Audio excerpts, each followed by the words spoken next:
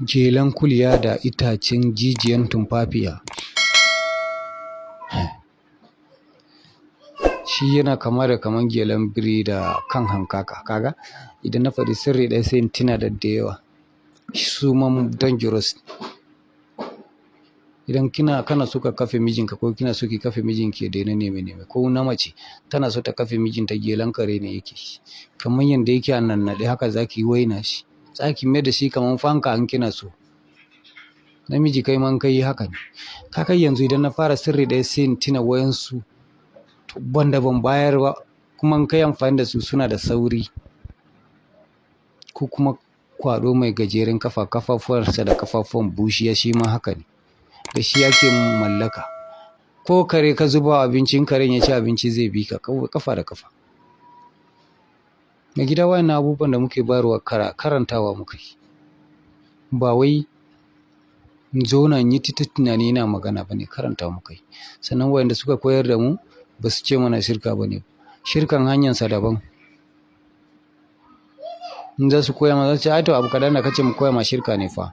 Ka taka tsantsan da shi. Abunda ba shirka bane ba zai bata ibadan ka ba shi nake bayarwa. Duk abin shirka ba zan bayar ba. Saboda in kai shirka ibadan da kai duk ya zube kowa ya sani. Ni zan baka abunda shirka ne?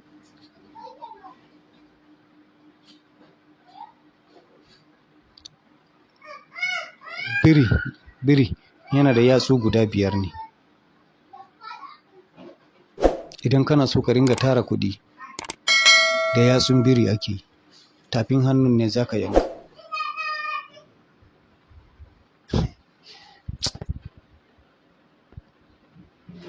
Sirrikan nan da nake so in bayarwa kawai tunani nake. Saboda mutane yanzu suna kulle mun kai ne. Bayin Allah da muke ba sirri ma kenan mu daina bayarwa.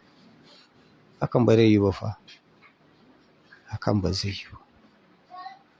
Idan ƙuraje ya fito a jikinka ko a jikinki, ka yi shi a yanzu ka gan shi a yanzu ta kuda da kwaɗo mai gajeren kafa. Kwaɗo mai gajeren kafa kafafuwan ne za ka yanka duka 4. Sai ka nemi kuda ko guda 1 ne ko guda 2. Ka kwaɓa su ka saka man kaɗanya kisan naman kaɗanya kawai. Sai ka shafa ƙurajen ka zauna ka gani. Bare juma ma za ka ya fashe. Wannan ma shirka ne? Kawai take-takinku kawai sirrikan da nake bayarwa ne ba ka bukata. Ko kuma kuna ɗauka kuna amfana da shi. Kuma kuna so ku yi hassada to hassadan ku bare hana ni bayarwa. Zan bayar. Duk abin da kaga za ka yi sai ka yi. Na riga ka gun Ubangiji wallahi.